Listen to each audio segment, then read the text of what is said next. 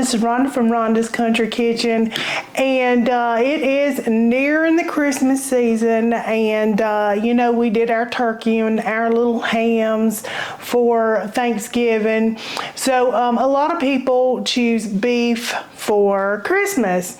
So today I'm just going to be showing you how we do a little standing rib roast. I've got a 5-pound standing rib roast here, and it was on sale. We didn't pay a huge amount for it, but it's actually going to be our little Sunday dinner today with some little mashed potatoes and maybe some candied carrots or something. But I figured while I was cooking it, I'd go ahead and show you how to do it. Now I have my rib roast here. I've had it sitting out now for about an hour, so it has gotten to room temperature. So I have patted this dry, and I've got all my little goodies here. I didn't just touch that, or else I'd go wash my hands. But I just got it sitting on some paper towel. We will just blot that dry whenever we get ready for that. But I'm going to make up a little garlic herb butter to go on it, and it is really good, y'all. All right, I'm gonna start. I have some butter, and now I have just room temperature butter. I've got 2 sticks, so a cup of butter. Just dump this right in there. Get this mixed up. Now I have some fresh herbs. I have some rosemary and thyme. So I started chopping on the rosemary, and I was like, well, I'll finish that and show y'all what I'm doing. But I have chopped the rosemary. Now I'm going to put about a tablespoon of each in here.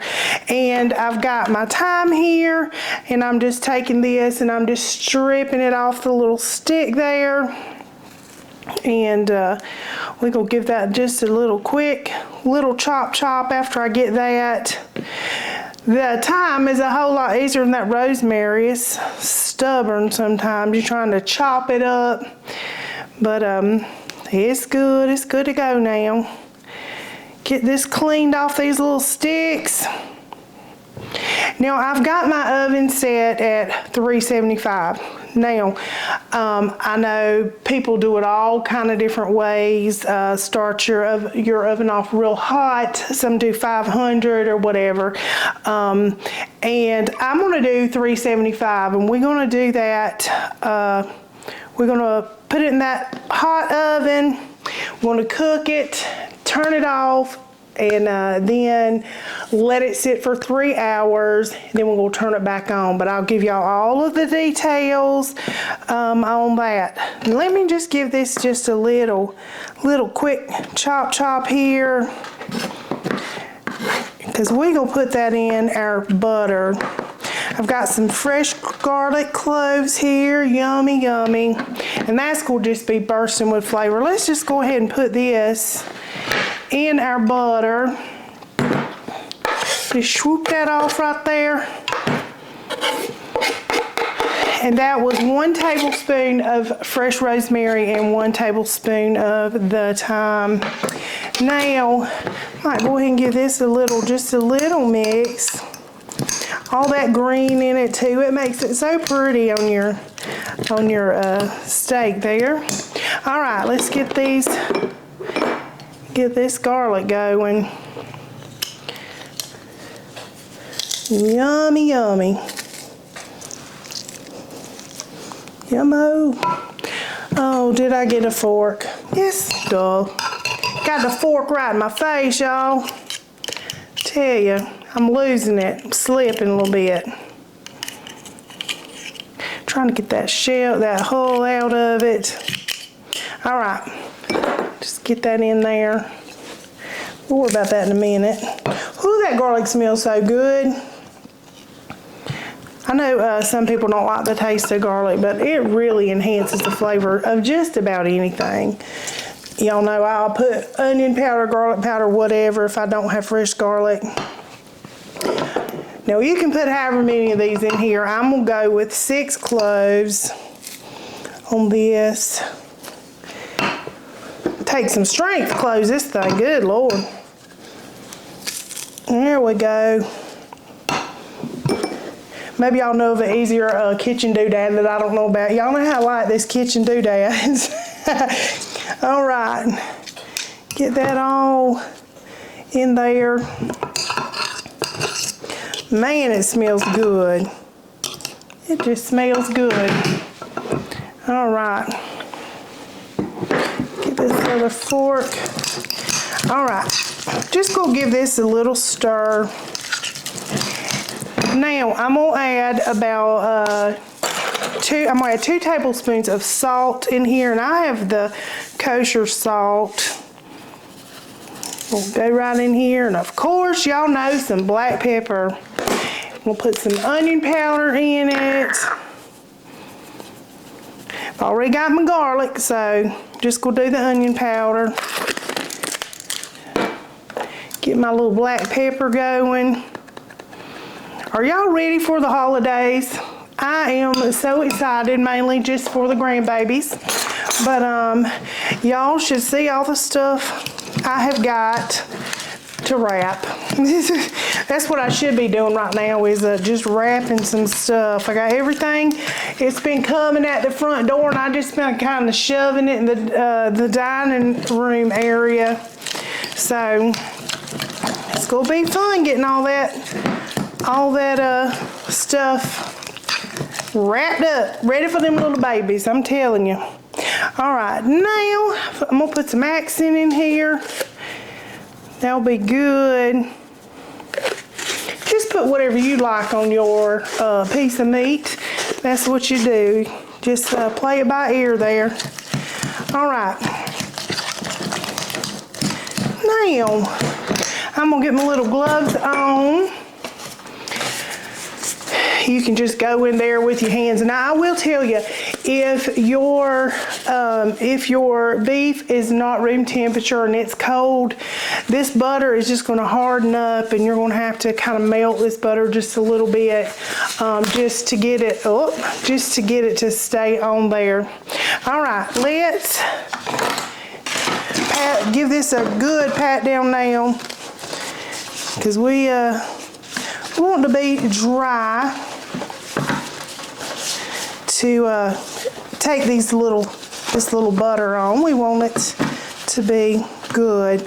Now, these a good butcher will go ahead and cut the bone off the bottom of this, and then they have twined this back together. So once this is cooked, these bones will just come off, and you will have your meat there. If they haven't cut it, you can cut it yourself and twine it, whatever. But ours did come this way. Thank you, Jesus. Hallelujah.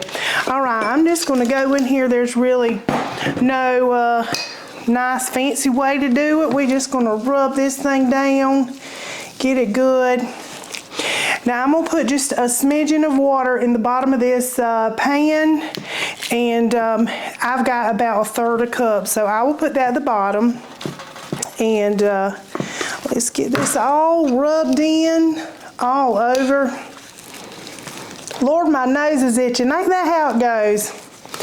Every time you can't use your hand, that's when your nose itches. All right. Y'all know, most of y'all know, I'm a nurse and I work in the operating room, and that was always a thing, buddy. Your nose would start itching. If you were doing a sterile procedure or something, you weren't supposed to touch it. That's when it's going to itch. That's when something's going to get you. I can't tell you how many times I've scratched somebody's nose for them in the operating room because they couldn't touch it. All right, we're going to get this all done up. I'm telling you, this garlic on here is already smelling, it's just divine. It is smelling so good. Now, some people, like I say, they braise it first. They will, they'll sear it on the sides and everything. But this is what we're doing today. Getting it all coated good. It's a little messy, but it's all right. It's gonna be so good. I don't know about y'all, but I do love a good steak. I'm telling you, I love it. Ain't nothing like it to me. All right, get all this goodness out of here. I think I'm just gonna have to put my whole hand in there and get it, because we ain't wasting that goodness, especially not butter. Here you go. Now, you want to do this right, because I'm telling you, you don't want to overcook this or mess up this good meat, because they are fairly expensive. Like I said, Russell found this on sale and grabbed it. So that was, you know, it wasn't that expensive. This is a 5 pound, and so it's not huge or whatever, but it's going to do us great. We'll have leftovers. It's going to be good. All right, get all these little pieces in here. You can oil your meat a little bit too if you want to beforehand, but all this butter is going to stick on there. All right, now got her patted down real good. Now I'm going to take one glove off, and I'm going to put some, I'm going to sprinkle it with just a little bit of Montreal steak seasoning, just because I like it. You don't have to do this. You can skip it. You can do whatever, but that's what I'm going to do today. Kind of pat it down. I want this to have a real good crust to it. This makes it pretty too. It's looking good. And it's got that good flavor in it. Give this big old honking piece of meat a flip there. It's just a rainy, dreary day today, so we may as well be in the kitchen, I'm telling you. I'm going to be making some little goodies later, and it's going to be a good day for that. Good day for that. At least it's not cold today. We had little cold temperatures, but it's only 61 today. Just a little rainy, a little dreary, but I'll take it. It's fine.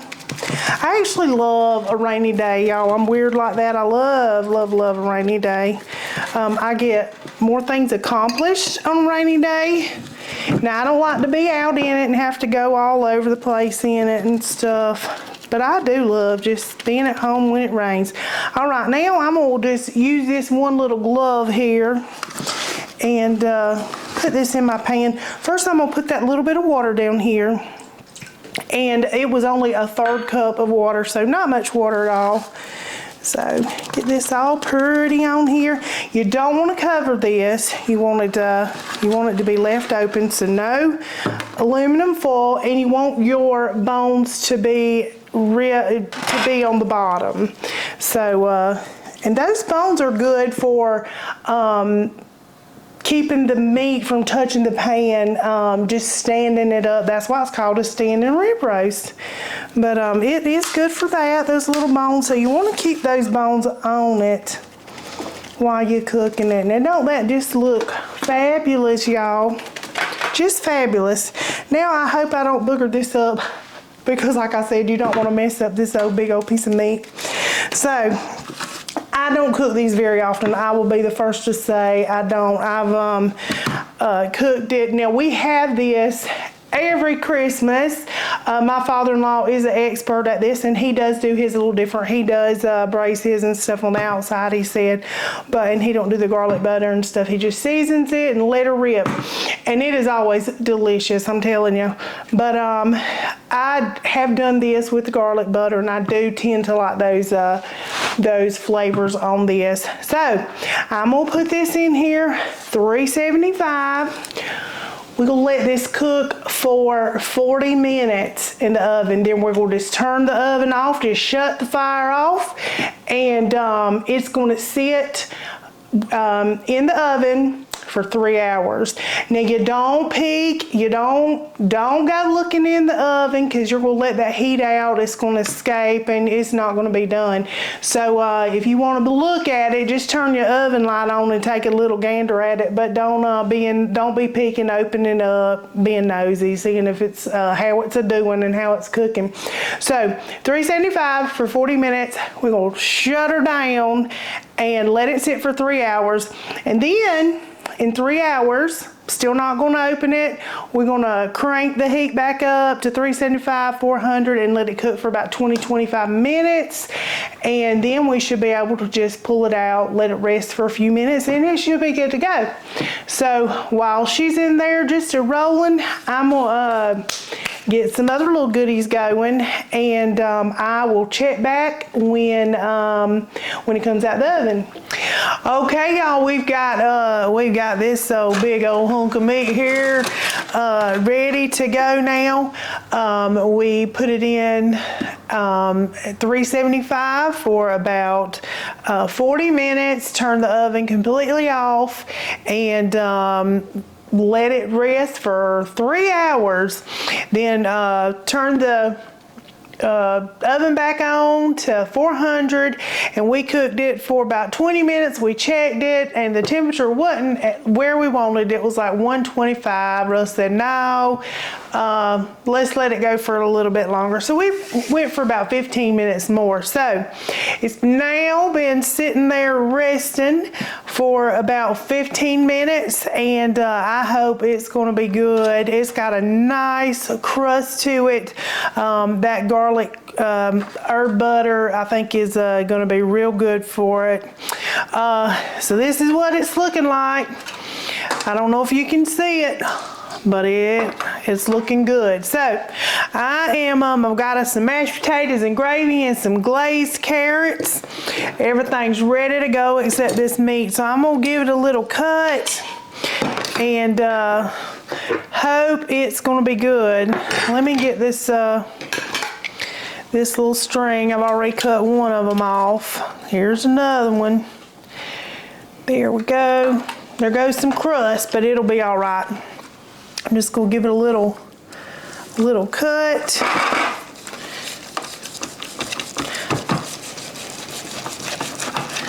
There we go. Oh yeah, y'all, that looks so good, so good. I am going to get this on a plate and go ahead and let Russ get in here and taste this. We've been smelling it. It smells so good. So let me get this on the plate and we'll get him to come in here and taste it. All right, I got this plate fixed up, y'all. Got a big old piece of steak on there. Got us some glazed carrots and some, now the gravy, the au jus, I just drained some of the drippings and added just about a tablespoon of flour and some beef stock or some beef broth, and just kind of flavored like that. But I'm telling you, the flavor off of the beef, off of those drippings, that garlic and those herbs is just delicious. This gravy is really good. But anyway, come on, Russell. He's been waiting patiently, y'all. This one we had to wait just a little minute. Hey, y'all. Hey, Dan. Hey, Dan. Hey, everybody. Dan, you would love this one. Yummy. My baby loves some steak. He loves it. He like me. I like steak. Yes, yes. Yeah, I've been smelling this all day. What I have before you, sir? All day. All day I've been all day. Yeah, well, for a good part of the day. Love steak. Yes, yes, yes. I'm gonna quit wasting time because it looks delicious, and I'm ready for a bite. The crust looks yummy. The crust really, that garlic and herbs and that butter, it really is a crispy. It really is good. I done had just a little piece of it, just a little taste of it. Is it a melt in your mouth? Goodness. It's delicious. Good, good. There's a lot of ways you can cook this. Yeah, it really is. My dad makes prime rib every Christmas. Every Christmas. And his is always good. He cooks a much bigger one than that. Yeah. And really, what I think that one was 5 pounds, which is really more than what we need. We'll eat on that for a couple of days, but a lot of ways to cook it. I think if you want one medium rare, this is perfect. The thyme and everything's perfect. We like a little bit more. We're a medium steak eater. That pink, I love just a little pink. Yeah, just a little pink, not rare. She'll eat on the rare side. We don't want it mooing or nothing. Well, you would eat it mooing, but I like mine medium, and 140 for a steak, 135 for prime rib. The 3 hours was probably to 125ish after it, right around 130 probably after it had rested, but very good. It is. It really is. And y'all, those little bones just come right off. You know, I told you they got them all sewn up in there. And now listen, I can gnaw these bones. Rennie is beside herself. Yeah, she smells it. She smells it. But she's sitting down here snorting. Yep. But it's perfect, I'm telling you. It turned out really good. Those used great. I don't know about the carrots and potatoes, but I'm sure they're... You about to try? Well, I actually sampled a little bit of the tater earlier. I mean, a carrot Carrots? Earlier. You like the glaze? It was good. Yeah. We had to wait so long on it. I got a little bit hungry. It's delicious. It would be great for a Christmas dinner or gathering. Yep. Anything you got going on any time of the year, it's going to be good. Right. You might have to adjust your cook times with a little bit bigger cut of meat or whatever, but get you a good meat thermometer and just check that temperature and cook it to what you want to. Put it in 5-10 more minutes, let it rest 5-10 more minutes. Yep, it'll be just good. It'll be just fine. Very good. Delicious. Very good. Because Lord, I was a little nervous. I said, Lord, I'm gonna mess this meat up. And which we don't. That's not something we make all the time. We don't make it all the time, but it's great at Christmas time. A lot of people it is. Do ham, and a lot of people do prime rib for that time of year. Yep, so that's why I figured I'd give you just an easy little recipe that you can follow, so you don't mess up your meat either. Yeah, So, it turned out perfect. It did. Perfect. It's really good. If you like a medium prime rib, that is absolutely perfection. Yep. Well, we gonna go eat, y'all. Yeah, I'm sitting here. We going to eat. Thank y'all for watching. Who's giving it the googly eyes? Yeah. All right, y'all. Know what to do. Till next time. Peace.